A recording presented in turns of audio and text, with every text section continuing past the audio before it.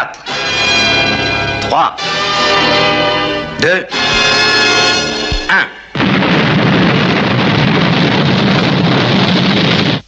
Ils sont partis.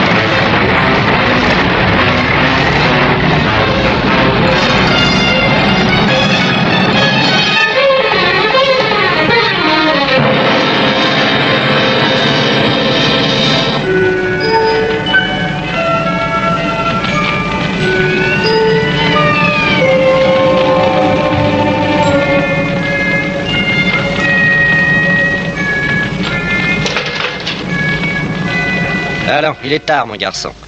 Il faut songer à dormir maintenant. Oh, pas encore, pas encore. D'abord, je n'arriverai pas à dormir avec tout ce qui se passe en ce moment. Fais un effort et essaie de t'endormir. Tu sais que je dois retourner là-bas pour aider les sauveteurs. Je veux être sûr que tu dormiras quand je partirai. Que fait la sécurité internationale pour l'instant, papa? Eh bien, ces hommes sont sous les décombres et tentent de sauver les survivants. Mais cesse de poser des questions. Allons, sois raisonnable et essaie de dormir. Tu n'as plus, hélas, ta maman pour veiller sur toi. Il faut te conduire en grand garçon. Bonne nuit.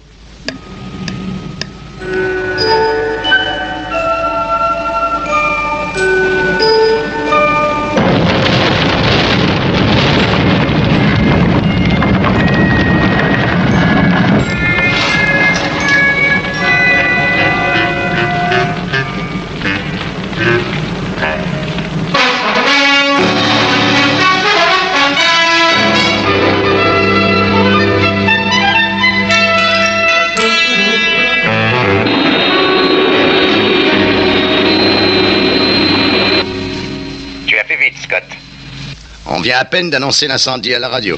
Oui, j'ai eu un vent favorable.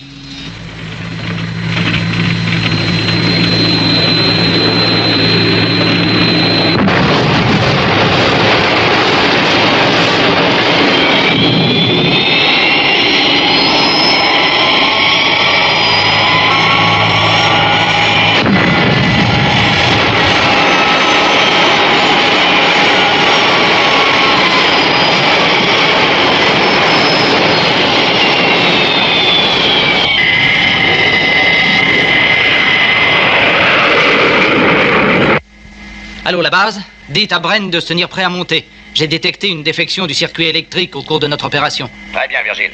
Alors, Bren, faites le nécessaire, hein? Et le plus tôt sera le mieux, bien sûr. Oui, comptez sur moi, monsieur Tracy.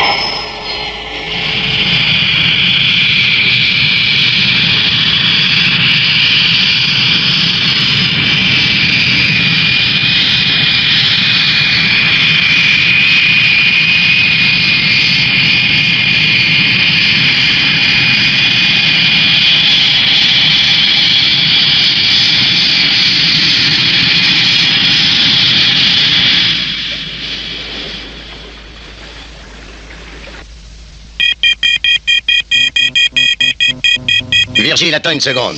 Ne touche à rien pour l'instant. Reste où tu es. Que se passe-t-il? Va prévenir Scott. Rendez-vous au hangar du numéro 2 et vite. Oui, tout de suite.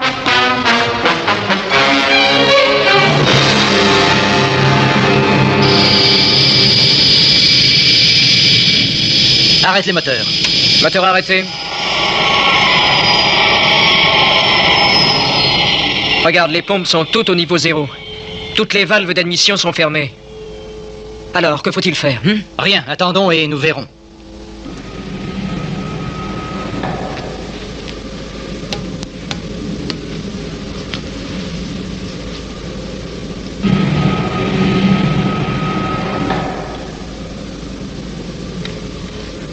Reste de l'autre côté, Scott.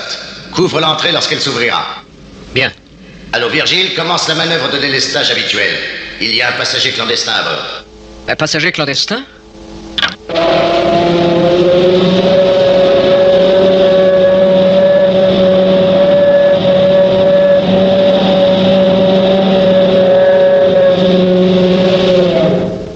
Attention, je vais ouvrir.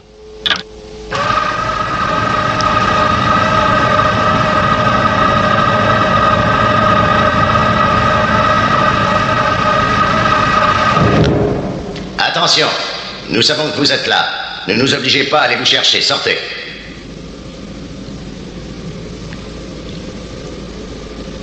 Vous n'avez aucune chance de nous échapper. Sortez.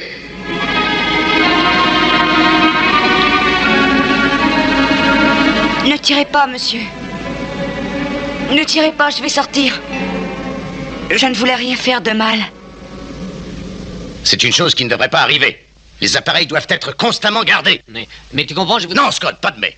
Ce genre d'incident ne devrait pas arriver, un point c'est tout. C'est un grave danger pour l'organisation. Il va bien falloir que cet enfant retourne chez ses parents, alors. Il nous connaît tous et il a vu notre île. Peut-être quelqu'un a-t-il une suggestion à faire? Aucun de vous n'a une idée brillante à me soumettre? Aucune idée brillante, hein? Bon, où est passé cet enfant? Virgile s'est occupé de lui, papa. Il aurait mieux valu qu'il s'en occupe un peu plus tôt. Quelle énorme machine, Virgile. Est-ce que c'est celle-là que vous pilotez d'habitude? Écoute, Chip, je suis désolé, mais nous avons ici des règles de sécurité très strictes. Je ne peux rien te dire, c'est interdit. Oh, bien sûr, je vous comprends. Quand je serai grand, je m'engagerai dans la sécurité internationale. Mais moi, je voudrais être le pilote de l'appareil numéro 1. Pourquoi le numéro 1? Ben, parce que c'est celui qui va le plus vite et c'est le plus important. Le plus important? Mais sans l'appareil numéro 2, toute opération de sauvetage devient impossible. Tiens, par exemple, le jour où nous avons sauvé Eddie Ousmane. Il était ingénieur dans une société de construction routière. Il faisait une route à travers la montagne, mais une série de glissements de terrain et d'éboulements retardaient les travaux. La roche et la terre bouchaient la tranchée où devait passer la route.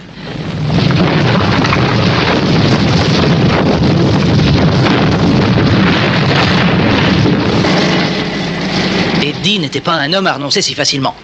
Sans écouter les conseils de prudence de ses collaborateurs, il est allé, la nuit, placer des charges explosives dans la tranchée pour en dégager l'accès et pouvoir ainsi continuer le travail commencé.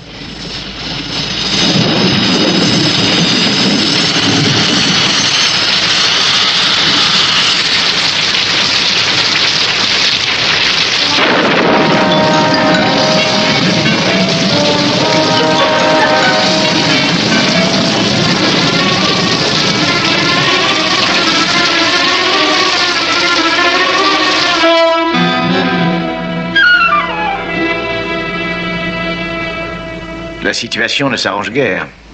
Allô, Eddie? Eddie, tu m'entends? Pas un mot de lui depuis une demi-heure. Essayez encore, monsieur.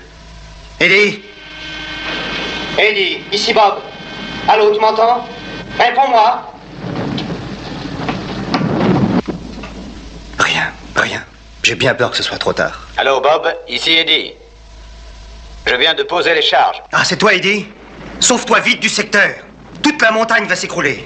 Tout va glisser d'une seconde à l'autre. Bon, j'allume les charges et je rentre aussitôt. Tu es trop près. Éloigne-toi vite ou tu vas être enseveli. C'est un ordre, Eddie. Fais vite. Eddie. Tu m'entends? Allô, Eddie? Il a coupé le contact.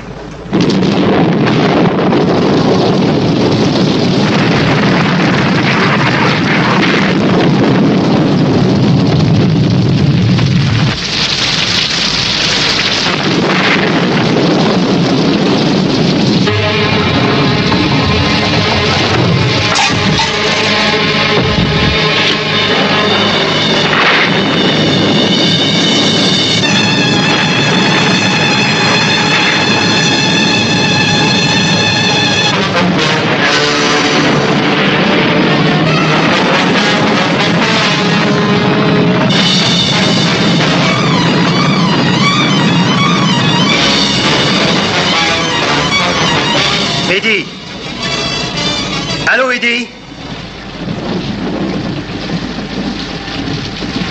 Oui. Oui, je t'entends, Bob. Tu as réussi. Tu as gagné, Eddie. Ça y est, la tranchée est tout à fait dégagée. On va pouvoir continuer. Bob, écoute, l'éboulement a poussé le tracteur tout au bord du ravin. Je ne peux pas faire un mouvement. Si j'essaie d'atteindre la porte, le tracteur va basculer. Bon, compris, ne te fais pas de soucis, nous arriverons. Non, Bob, ne venez pas. J'ai encore une caisse de charge dans le tracteur. Si le tracteur tombe et fait explosion, inutile d'être plusieurs à se faire tuer.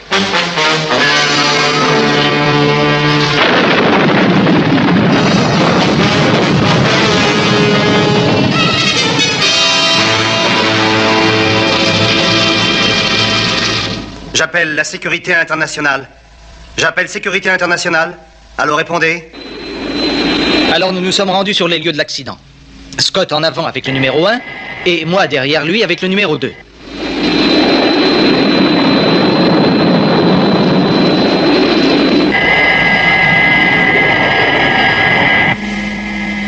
Allô, équipage 1, équipage 2. Heureux de vous voir arriver. Je vous explique en 2 mots la situation.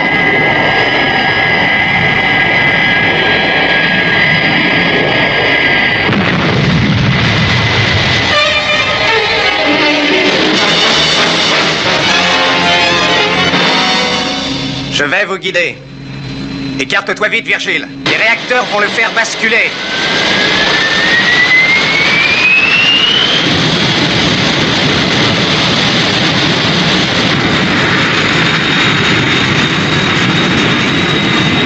Oh, attends. Je crois que j'ai une idée.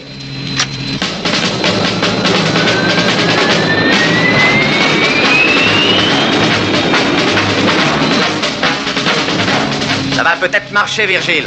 Alors tiens-toi prêt. Tu l'attrapes.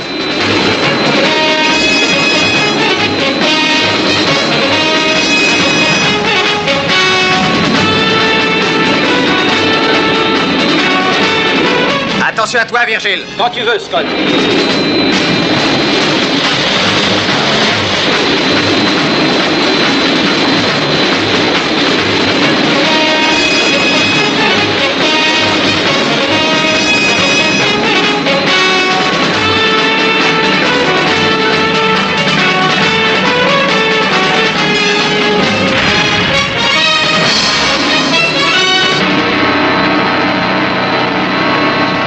J'y suis, Virgile. Tu peux y aller. Je soutiens le tracteur. Compris. J'arrive.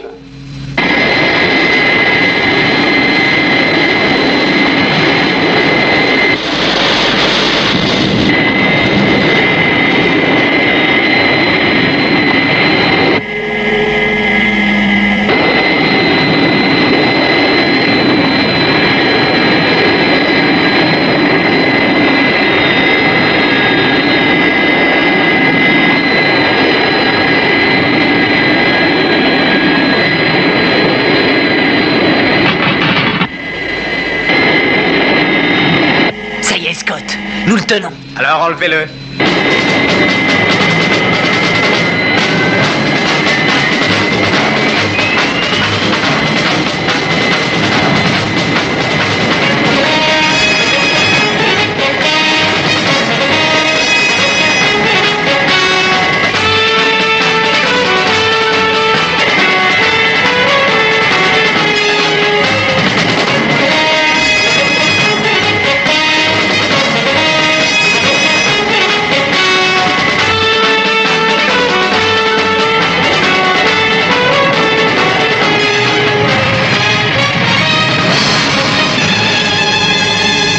Ensuite, j'ai posé le tracteur dans un endroit sûr. Eddie Ousmane a été sauvé et nous avons pu rentrer à la base. Mission accomplie. Est-ce que j'aurais aimé être avec vous ce jour-là, Virgile? Virgile, papa voudrait te voir, il a quelque chose à te dire. Hein? Oui, j'y vais. Occupe-toi du garçon pendant ce temps-là. Oui, bien sûr. J'en ai appris des choses. Virgile m'a tout dit sur l'appareil numéro 2. Ah si, t'as tout raconté. Ah bah, il n'aurait pas dû. Ah, te fais pas d'illusions, mon petit. Je ne te dirai rien du tout sur l'appareil numéro 3. Alors, si je comprends bien, c'est vous le pilote de l'engin numéro 3? Eh oui. Oui, c'est moi qui pilote l'engin numéro 3 en opération.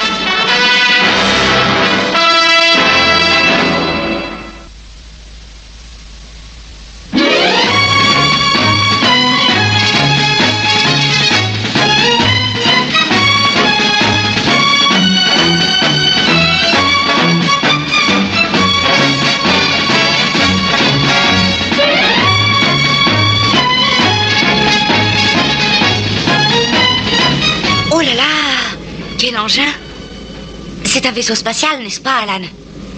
À quelle vitesse peut-il voler, Edith? Mais je t'ai dit que tout ça était secret, tu sais bien. Non, je ne peux rien te dire du tout. Mais Virgile m'a raconté toute une opération, lui. Eh bien, il n'aurait pas dû. En tant que spécialiste des fusées spatiales, vous ne devez pas participer très souvent aux opérations de sauvetage, n'est-ce pas? Moi, je ne participe pas souvent. Écoute bien ce que je vais te dire. Quand cette fusée s'élance dans l'espace, c'est moi qui commande toute notre opération. Tu te souviens des expériences de sondage où des hommes sont allés près du Soleil? Ah oui, la sécurité internationale les a sauvés. Je m'en souviens. Comment ça s'est passé, Alan? Eh bien, tout marchait selon le plan prévu. Le vaisseau spatial solaire s'apprêtait à prendre son orbite, avant de se séparer de la sonde. Manœuvre de mise en orbite, dans 90 secondes. Vu. Où en sommes-nous pour les radiations, Camp? Tout va bien. Nous sommes en phase 6. Bon, c'est parfait. Nous sommes prêts à manœuvrer. Encore 30 secondes avant la manœuvre. Prêts à allumer les rétrofusées. Il reste 10 secondes. Nous en sommes à 9. Très bien. Tenez-vous prêts. 5, 4, 3, 2, 1. Rétrofusée.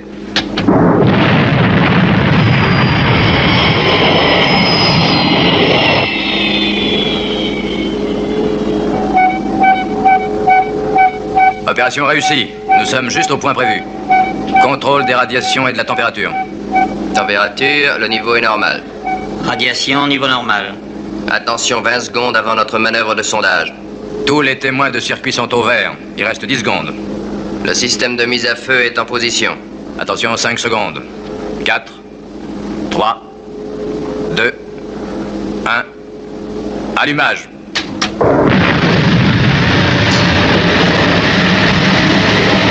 La sonde solaire vient de se détacher de sa fusée. Nous vous donnerons tous les détails en provenance du vaisseau spatial. La tension monte dans nos studios à mesure qu'arrivent les nouvelles. Tout est en ordre, rien à signaler. Nous approchons de la surface solaire. Tout est prêt pour l'allumage des fusées de contrôle. Attention, 5 secondes. 4, 3, 2, 1. Feu! Ça y est, elle remonte. Tout a fonctionné. Nous avons réussi. Ouf! Écartons-nous vite. Ah oui, oui. Nous rentrons chez nous. Nous apprenons à l'instant que la sonde a réussi à recueillir de la matière solaire. Elle va maintenant retourner à la fusée principale qui la ramènera à Terre. Tout va très bien à bord. Attention, c'est l'heure du rendez-vous. Nous allons y assister en direct. Regardez.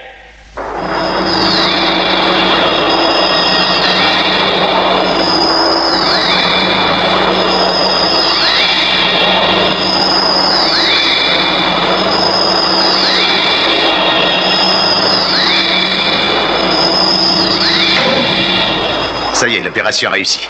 On peut les admirer, je crois. C'est du joli travail. Peut-être, mais je ne crois pas qu'ils réussissent. Que dites-vous? J'ai dit que je ne croyais pas que les astronautes réussissent à revenir ici. Mais tout se passe comme prévu. Attention, attention. Quelque chose ne va plus. En accrochant la sonde solaire, la fusée a perdu son cap. La base de guidage signale que la trajectoire va tout droit vers la surface du Soleil.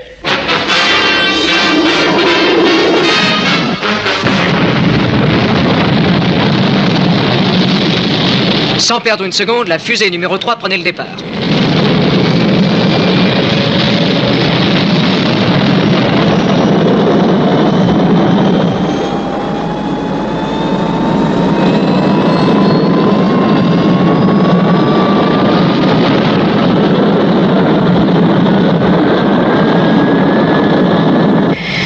L'atmosphère terrestre était dépassée en moins de 10 secondes. Bien compris, je vais à mon poste. À tout à l'heure, Tintin. À tout à l'heure, Scott.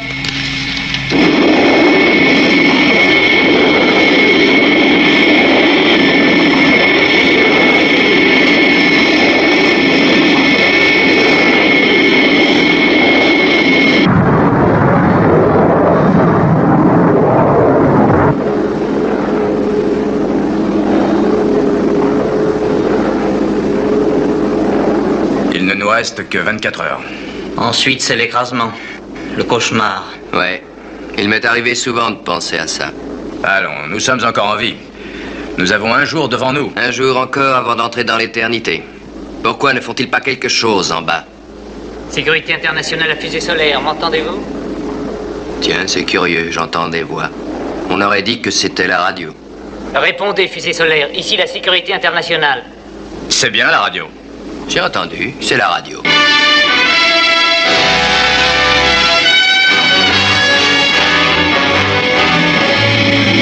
Ici fusée solaire. Nous avons reçu votre appel. Où êtes-vous? Pouvez-vous nous aider? Nous l'espérons. Nous allons essayer d'allumer vos moteurs. Nous sommes à 2 heures de vol de la limite maximum déterminée. Très bien. Mais la température monte de plus en plus. Nous ne pouvons pas nous approcher davantage. Bah alors essayons maintenant. D'accord. Comme ça, nous verrons si nous sommes ou non trop loin. Je vais essayer. Attention, je vais mettre l'impulsion radio.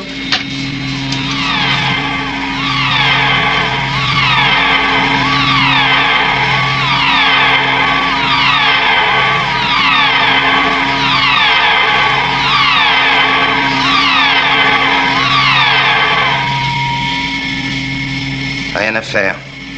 Nous sommes 4 heures trop loin. 4 heures? Ça signifie qu'il faudra nous approcher plus que prévu. J'en ai l'impression.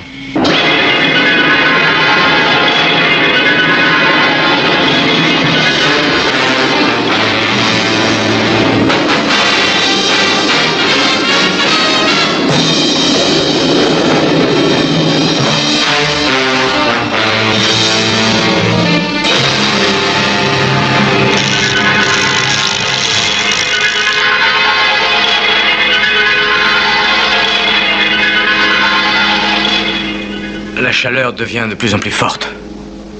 C'est intenable. On ne peut pas augmenter encore un peu la réfrigération à Rhys. Non, non, l'appareil ne fonctionne plus du tout. Que font les secours? Voilà plus de 4 heures qu'ils nous ont contactés.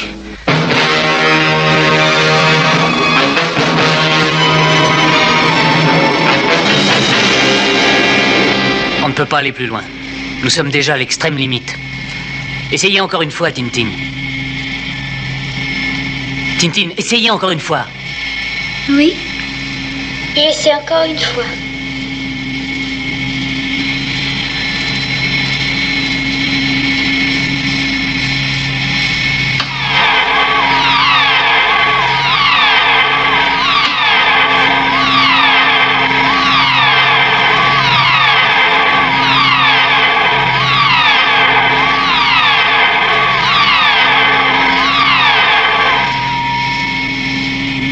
C'est encore trop court, hélas. On ne peut pas augmenter la puissance, Tintin? Je peux essayer de monter jusqu'à la puissance 5. Essayez, nous verrons. De toute façon, nous ne pouvons pas venir plus près d'eux.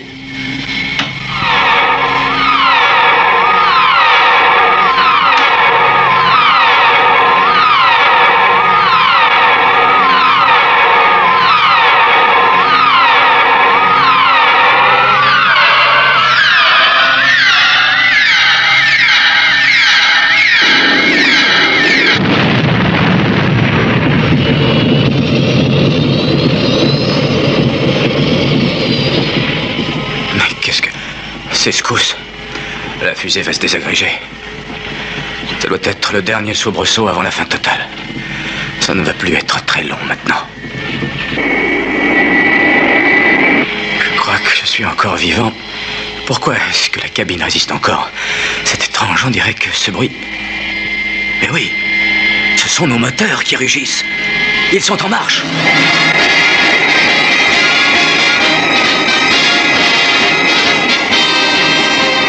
Asher, Camp, nous quittons le soleil. Nous allons vivre.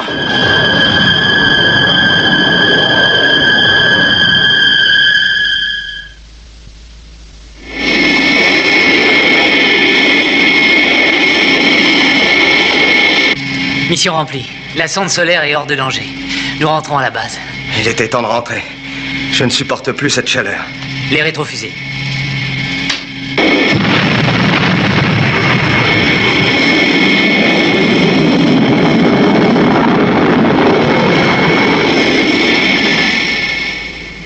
Ça alors, c'est ce qui s'appelle une opération de sauvetage. Alors, vous êtes un membre très important de la sécurité internationale, n'est-ce pas? Ah, je te cherchais, Chip. Dis donc, Alan. Papa te demande, il voudrait bien te parler. Cette situation est des plus embarrassantes, je vous le dis. Alan, où est le petit? Oh, il va bien. Je l'ai laissé près de la fusée spatiale et il est avec Scott. Tu l'as laissé près de la fusée spatiale avec Scott? Mais qu'est-ce qu'il faisait là? Bah, oh, tu sais, je crois que... Oui, je vois, on se laisse aller. On aime bien raconter ses petits exploits personnels. Heureusement que Scott n'est pas bavard, lui au moins ne dira rien. C'est formidable, Scott, d'être assis dans l'engin numéro 1.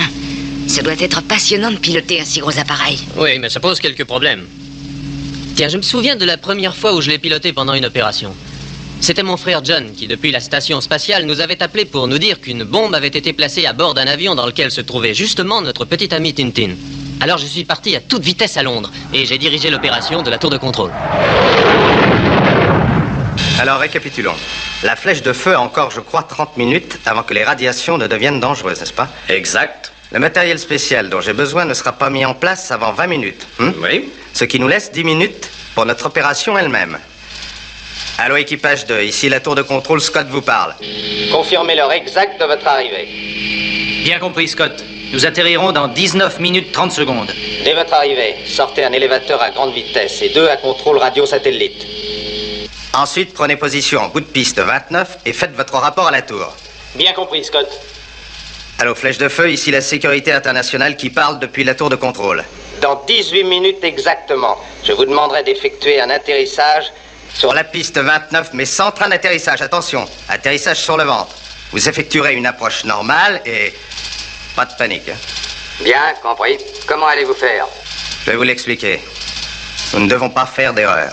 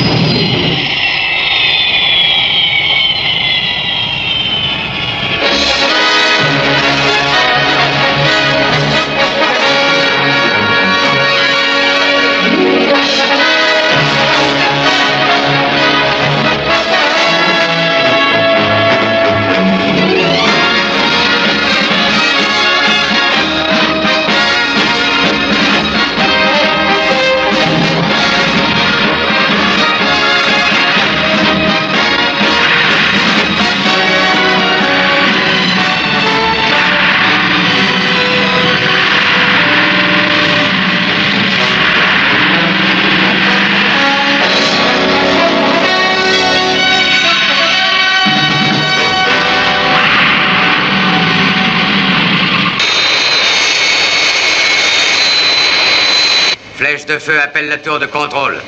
Il ne nous reste plus que 5 minutes. Si on ne commence pas l'opération de sauvetage tout de suite, il sera trop tard. Nous attaquons dans 1 minute. Tour de contrôle à engin numéro 2. Êtes-vous en position?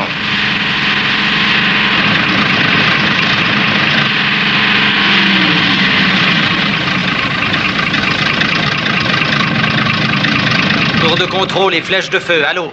Ici engin numéro 2. Je suis prêt. Bien compris, Virgile. Attention aux instructions. Allô, attention, flèche de feu, commencez l'approche. Bonne chance. À partir de maintenant, plus aucun message ne devra être passé sur ce canal radio. Quoi qu'il arrive, cette fréquence doit être libre. Compris.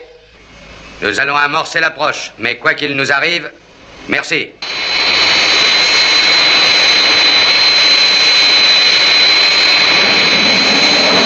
L'appareil est en position et se dirige droit sur nous, monsieur. Tiens-toi prêt, Virgile. Flèche de feu est prêt à atterrir.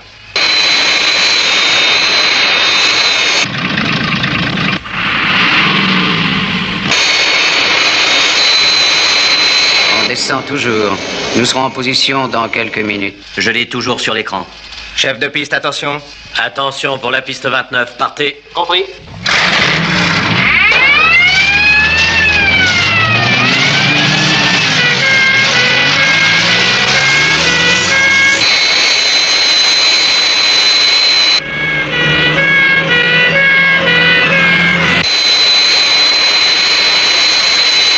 Attention, nous arrivons.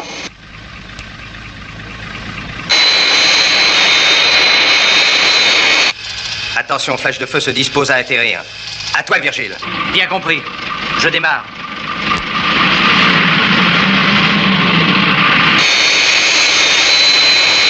de feu sera sur la piste dans 5 secondes, vitesse 100 nœuds. Virgile, tu montes toi à 105. 105 nœuds. Bien compris.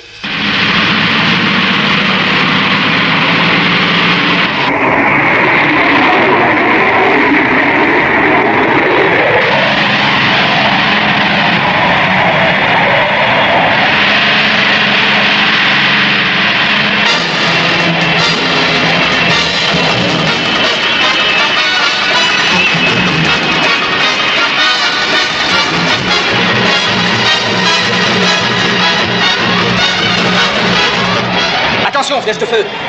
Coupez les moteurs.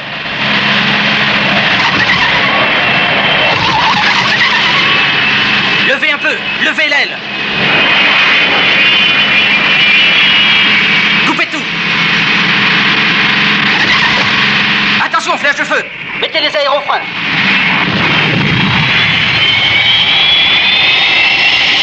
Je vais freiner à mon tour.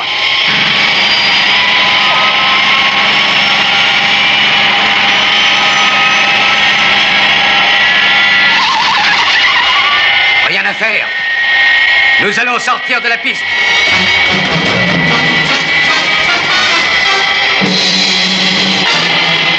Tenez bon, flèche de feu. Je vais freiner au maximum.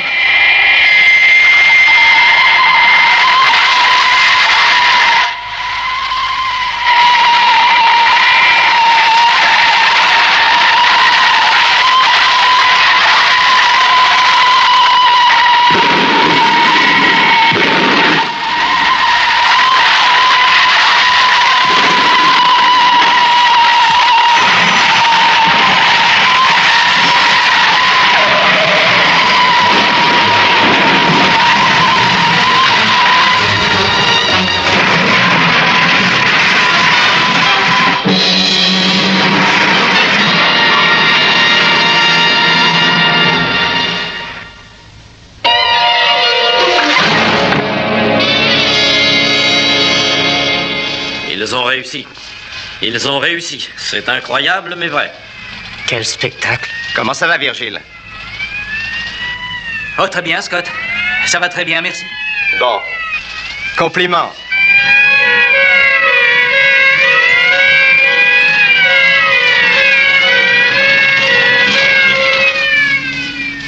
Oh, ce que ça devait être passionnant. Je vois la scène comme si j'y avais été moi aussi. Mais surtout, n'oublie pas une chose, hein. Tu dois garder tout ça pour toi et n'en parler à personne, Chip. Oh, voyons, Scott, rien à craindre. En tout cas, je ne pourrais pas parler du numéro 4. J'aurais pourtant bien aimé voir comment il fonctionne. Ça doit être passionnant d'aller sous l'eau. Eh, dis donc, ne t'emballe pas trop vite, mon gars. Tu en sais déjà bien trop sur nous. Et ne prends pas cet air d'enfant martyr. Alors, c'est fini. La visite est terminée.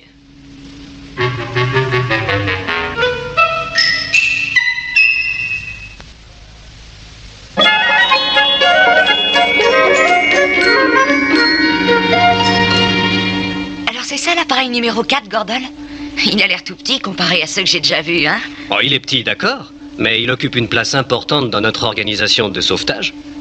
Oui, bien sûr. Mais vous ne devez faire que des opérations sous-marines quand, par exemple, des gens sont prisonniers dans un sous-marin qui a coulé. Ça ne doit pas arriver très souvent. Oh, qu'est-ce que tu crois? Je participe à toutes sortes d'opérations de sauvetage, tu sais. Malheureusement, je ne peux pas t'en parler, je dois garder le secret. Oh, Gordon, je me souviens de ce qui était arrivé un jour au pont d'Allington. Ah, tu te souviens de ça? Ah, je m'en souviens aussi. Ça n'avait pas été une opération facile. Qui aurait pu croire ce jour-là qu'un engin sous-marin irait au secours d'une fusée destinée à partir vers la planète Mars? Cette fusée avait été transportée en Angleterre, parce que c'était le point le plus favorable au lancement à cette époque de l'année. Et si la fusée n'arrivait pas à temps sur le lieu de lancement, il faudrait attendre 4 ans avant de pouvoir recommencer l'expérience. La fusée était prête. Il ne restait plus qu'à l'amener sur l'aire de départ et procéder aux derniers préparatifs. Mais avant de partir dans l'espace, bien des malheurs devaient lui arriver. Et le voyage fut long, long. Une fois le pont franchi, nous serons tout près de la base. Eh bien, il est grand temps. Je voudrais bien sortir de cette boîte. J'ai les jambes complètement engourdies.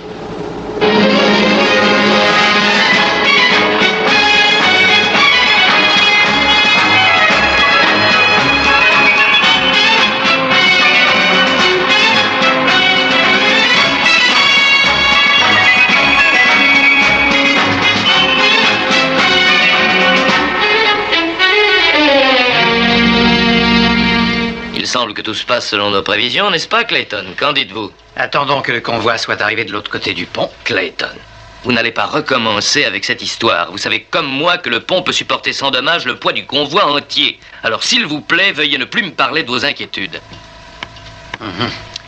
Le pont peut supporter ce poids, c'est vrai, mais réparti sur la longueur de son tablier. Mais cette fois, le poids consiste en une seule masse.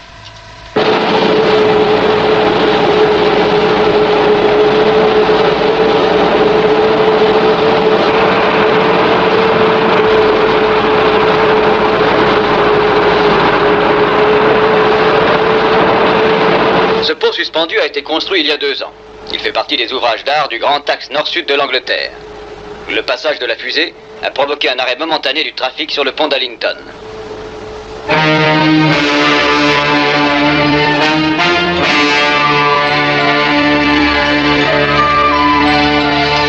L'indicateur de pression est au maximum, monsieur.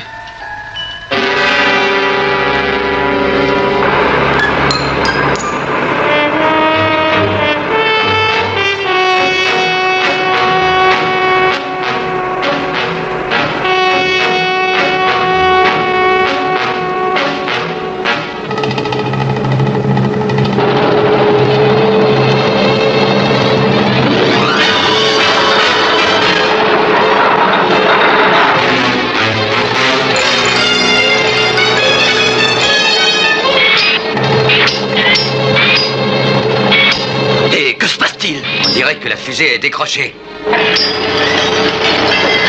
Il faut qu'il passe. Il faut qu'il passe. Regardez, Pénélope, regardez, le pont va s'écrouler. Les câbles se rompent les uns après les autres, regardez. Ils n'auront jamais le temps de traverser, jamais. Je crois que nous n'irons pas dans l'espace. Pas cette fois, en tout cas, Bill.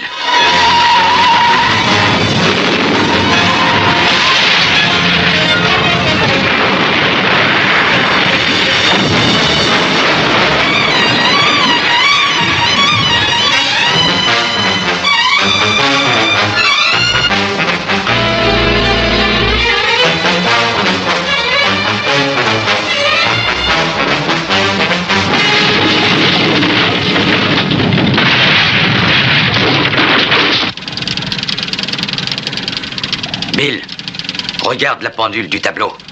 Le compte à rebours s'est déclenché tout seul. Le choc a dû le mettre en marche. À l'allumage des fusées, nous allons être réduits en petits morceaux.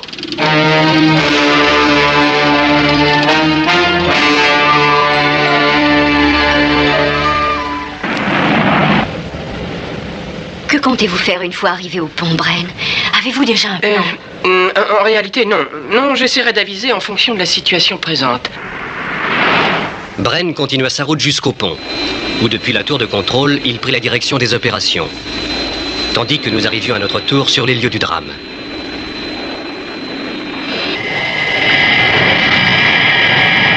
Attention au largage. Je largue.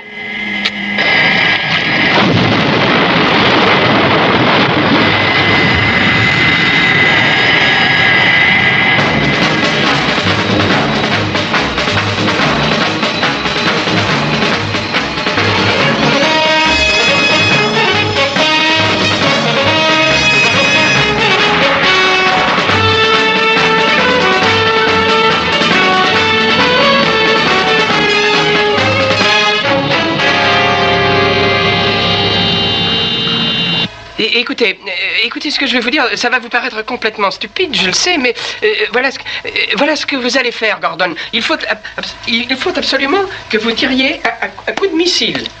Il a l'air complètement dérangé. On dirait vraiment qu'il se prend pour le cerveau de cette opération. Vous savez, au point où on en est, ça ne changerait rien, je crois. Oh, tout de même, il leur demande de tirer à coups de missile.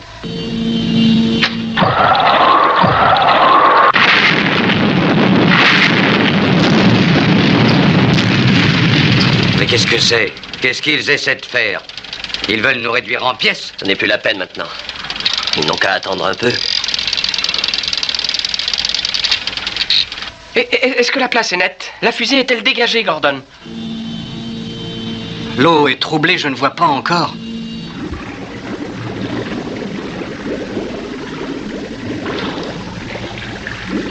Oui, ça y est, elle est dégagée. Et il n'y a plus rien autour. Allô, maintenant, attention. J'appelle le numéro 2. À vous d'entrer en action. Je ne suis pas certain que mon idée soit bonne, mais il n'y a pas d'autre solution. On fera pour le mieux, Bren. Tiens-toi prêt, Virgile.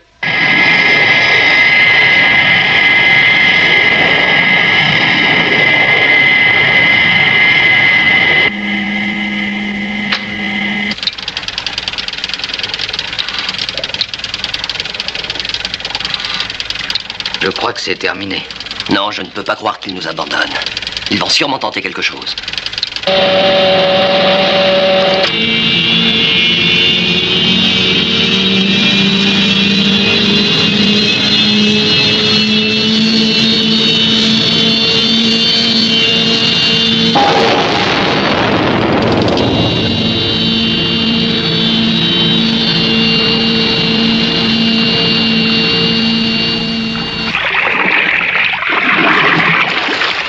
Remontent. Ils ont réussi à détacher la capsule de la fusée.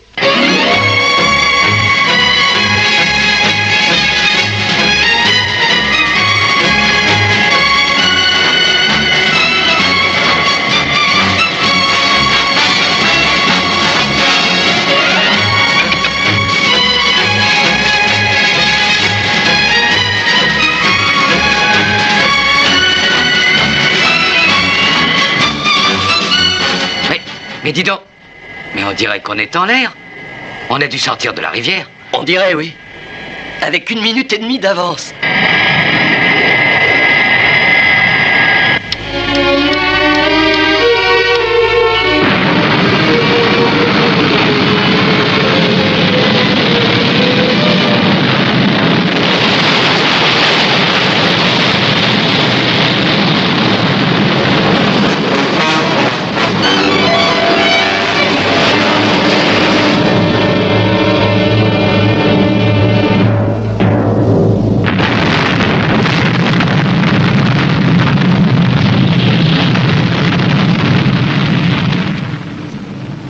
Voilà, la sécurité internationale a gagné la partie encore une fois.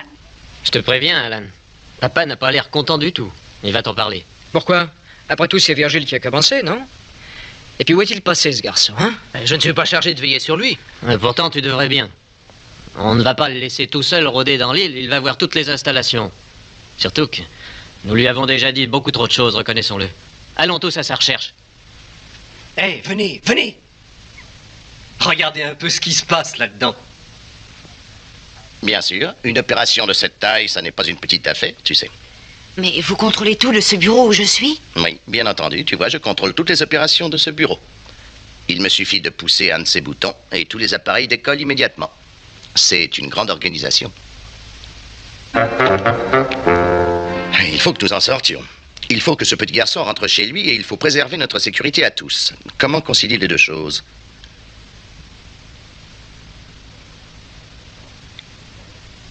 Oh, ne dites rien surtout. Bon, le petit habite en Angleterre, donc en un point diamétralement opposé à celui où se trouve la base. Oui, bien sûr. Ce petit, qui devrait être endormi en Angleterre, est éveillé ici, je dirais même un peu trop éveillé. Mais s'il fait jour sur notre île, il fait nuit sur l'Angleterre. Donc, à cette heure-ci, le petit garçon devrait avoir sommeil et même il devrait tomber de fatigue. Oui, oui. Bon, voilà ce que nous allons faire. Oui, au fond, c'est très simple. Puisqu'il est déjà dans un lit et qu'il n'a pas dormi depuis 24 heures, il ne se réveillera sûrement pas. Nous allons mettre le lit dans le numéro 2.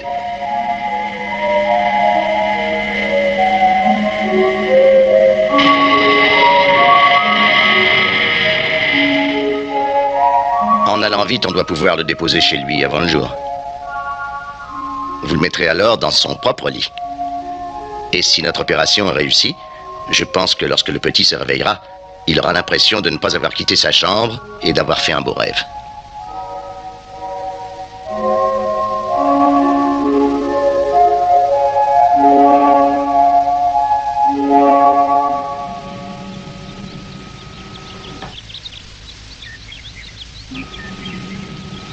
Est-ce que c'est vous, monsieur Tracy? Oh, c'est toi, papa? Bonjour, petit. Je reviens juste du chantier. Tu sais, la sécurité internationale est une organisation extraordinaire. Ils ont réussi. Oui, je le sais. Mais ce que tu as vu, ce n'est rien du tout. Si tu voyais leur base et toutes les installations, c'est fantastique.